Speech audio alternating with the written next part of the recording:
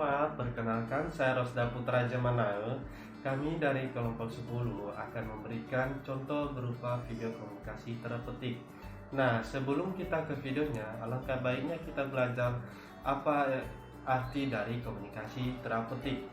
Nah, komunikasi terapeutik adalah kemampuan keterampilan perawat untuk membantu klien beradaptasi terhadap stres, mengatasi gangguan psikologis, dan belajar bagaimana berhubungan dengan orang lain. Nah, berikut fase-fase komunikasi terapeutik. Tahap pertama yaitu tahap pre-interaksi. Tahap di mana perawat mempersiapkan diri sebelum bertemu dengan pasien, mulai dari dengan cara menilai kemampuan diri, kemampuan dalam diri, menghilangkan rasa takut dalam diri sendiri, sampai mengumpulkan data pasien jika memungkinkan. Tahap kedua yaitu tahap orientasi. Tahap ini di mana perawat pertama kali bertemu dengan klien. Tugas perawat dalam tahap ini adalah mulai memperkenalkan diri, tujuan bertemu dengan klien, sampai dengan kontrak waktu dengan klien.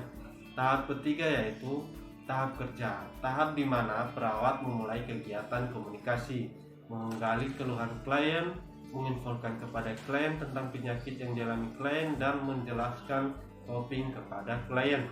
Tahap keempat yaitu tahap terminasi. Tahap ini adalah tahap yang terakhir. Perawat akan menghentikan interaksi, meninjau ulang klien, serta menggali informasi sampai mana pemahaman klien tentang pertemuan hari ini.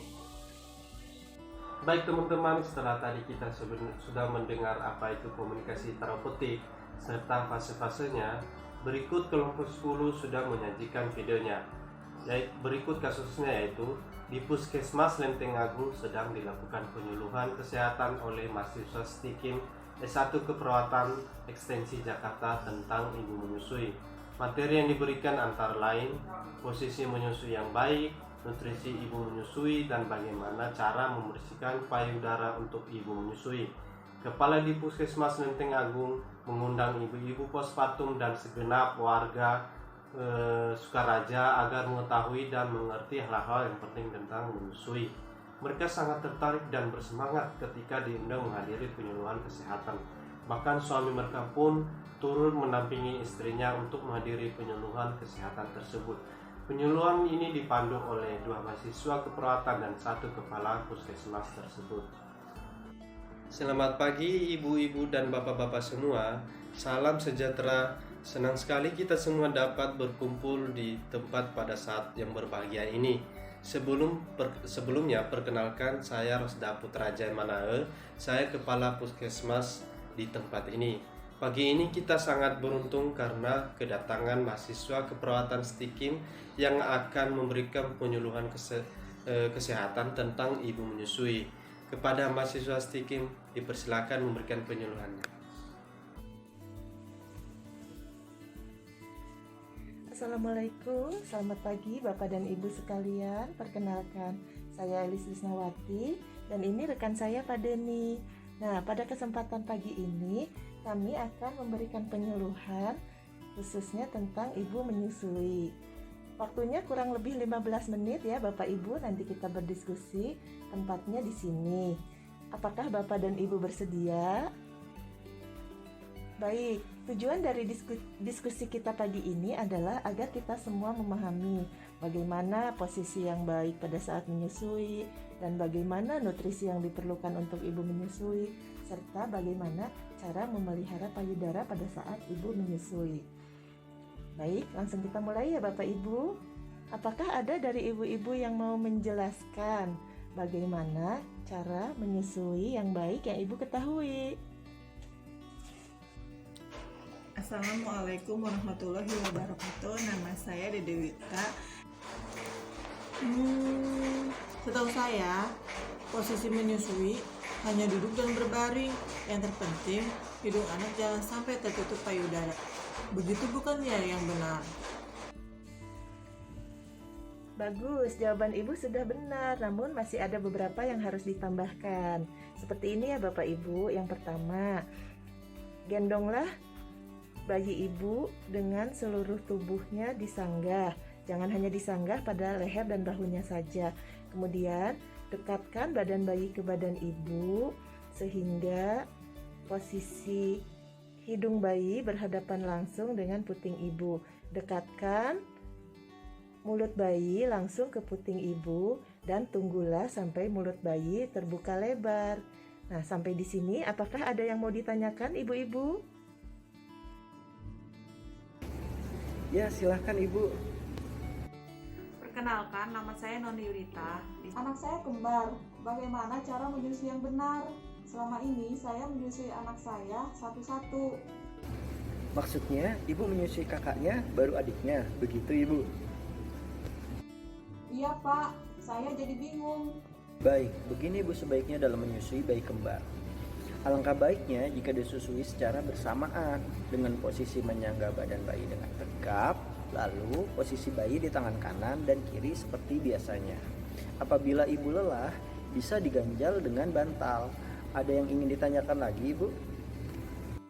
Anak saya kuat sekali menyusu, sedangkan adiknya tidak terlalu kuat menyusu. Lalu, apa saya harus bergantian menyusui anak saya? Gilirkan bayi Ibu, jangan biarkan mereka untuk menyusu dari payudara sisi yang itu terus. Hal ini dimaksudkan untuk menyeimbangkan pemberian ASI untuk kedua bayi Ibu, sekaligus menyeimbangkan produksi ASI kedua payudara. Jika misal salah satu bayi kembar itu lebih kuat menyusu dengan menggilir seperti ini, produksi ASI ibu akan seimbang. Bagaimana? Apa Ibu sudah mengerti? Iya Pak, terima kasih. Baik, kita lanjutkan lagi ya Bapak dan Ibu. Sebelum atau sesudah menyusui, sebaiknya payudara kita bersihkan terlebih dahulu. Caranya mudah, dengan membasuh kain yang halus dengan air hangat. Tujuannya agar selalu bersih sebelum bersentuhan dengan mulut bayi. Nah, bagaimana Bapak dan Ibu? Sampai di sini ada lagi yang mau ditanyakan? Baik, kalau tidak ada kita lanjutkan ya. Nah, pada saat Ibu menyusui, jangan lupa konsumsilah perbanyak buah-buahan dan sayur-sayuran agar kandungan nutrisi dalam ASI Ibu selalu bagus. Nama saya Reno. Izin bertanya, istri saya tidak suka makan buah-buahan. Lalu bagaimana ya agar ASINya tetap terjaga dengan baik? Terima kasih Bu. Begini Pak, istri Bapak bisa mengkonsumsi vitamin atau suplemen dalam bentuk obat. Ada baiknya sebelumnya Bapak konsultasikan dulu dengan dokter supaya dokter tersebut yang meresepkan vitamin untuk istri Bapak. Oh, begitu ya Bu. Iya Pak, apakah masih ada yang mau ditanyakan? Tidak Bu, terima kasih. Baik, kita lanjutkan lagi ya Bapak Ibu. Untuk nutrisi ibu menyusui itu meliputi protein yang bisa ditemukan dalam ikan-ikanan. Kemudian juga ada kalsium yang bisa ditemukan juga dari susu kedelai. Kemudian semua jenis sayuran yang berwarna hijau, ikan laut. Nah, pada kondisi ibu menyusui yang menderita kurang darah atau yang biasa disebut anemia, jangan lupa harus mengkonsumsi yang ada kandungan sengnya. Itu bisa diperoleh dari daging sapi atau ati ayam. Jangan lupa pula harus ada kandungan yang dinamakan sampolat, B6, B12 yang bisa ditemukan pada daging, ikan, telur, dan berbagai produk susu, kemudian polong-polongan dan biji-bijian. Nah, yang paling mudah, setiap pagi jangan lupa ibu untuk berjemur di bawah sinar matahari untuk mendapatkan vitamin D yang fungsinya untuk merangsang produktivitas ASI. Dan jangan lupa juga ya Bapak, setiap saat kalau misalkan ada selalu mendampingi. Suster, apa ikan-ikan laut boleh dikonsumsi? Misalnya kerang? Ikan laut sangat bagus untuk dikonsumsi karena mengandung omega 3 dan omega 6 yang berfungsi untuk kecerdasan otak bayi. Ada lagi yang ingin ditanyakan? Izin bertanya Pak, istri saya nggak suka makan laut. Boleh nggak Pak diganti dengan vitamin omega 3 dan 6? Terima kasih Pak. Boleh saja Pak, asalkan sebelumnya Bapak mengkonsultasikan terlebih dahulu kepada dokter agar dokter yang memberikan resepnya. Begitu Pak sebaiknya. Apa ada yang ingin ditanyakan lagi? Baik, kalau tidak ada yang ingin ditanyakan lagi. Tadi saya dan rekan saya sudah menjelaskan tentang cara menyusui dan nutrisi pada ibu menyusui. Kami ingin mengulas lagi apa yang tadi sudah kami sampaikan. Ada yang tahu bagaimana cara menyusui dengan benar? Bayi diletakkan menghadap ke ibu dengan posisi sanggah, seluruh tubuh bayi di hadapan bayi kepada dada ibu, sehingga hidung bayi berhadapan dengan puting susu ibu. Dekatkan badan bayi ke badan ibu, menyentuh bibir bayi ke puting susunya, dan menunggu sampai mulut bayi terbuka lebar. Lalu mulai kita susui anak kita. Alhamdulillah, bagus sekali ya. Ibu-ibu sudah mengerti. Lalu apa ada yang bisa mengulangi lagi makanan-makanan apa saja yang penting untuk dikonsumsi oleh ibu menyusui? Vitamin dan buah-buahan, kalsium, protein, asam folat, dan omega 3 dan 6 yang bisa didapat dari ikan laut. Wah, bagus sekali Ibu, jawabannya sudah sangat tepat. Semua ibu-ibu yang hadir beserta suami sepertinya sudah sangat mengerti dengan materi yang sudah kami sampaikan. Kami sangat berharap Ibu dan Bapak dapat mengaplikasikannya di rumah. Jadi kesimpulan kita pada pertemuan kali ini adalah berikanlah ASI dengan baik dan benar, beserta penuhi nutrisi pada ibu menyusui agar memiliki ASI yang berkualitas. Terima kasih Bapak dan Ibu semua atas perhatian dan antusias yang luar biasa.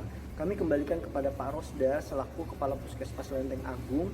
Untuk Pak Rosda, apa ada yang ingin ditambahkan lagi? Selamat pagi, barangkali saya bisa menambahkan sedikit dari yang sudah disampaikan oleh mahasiswa keperawatan.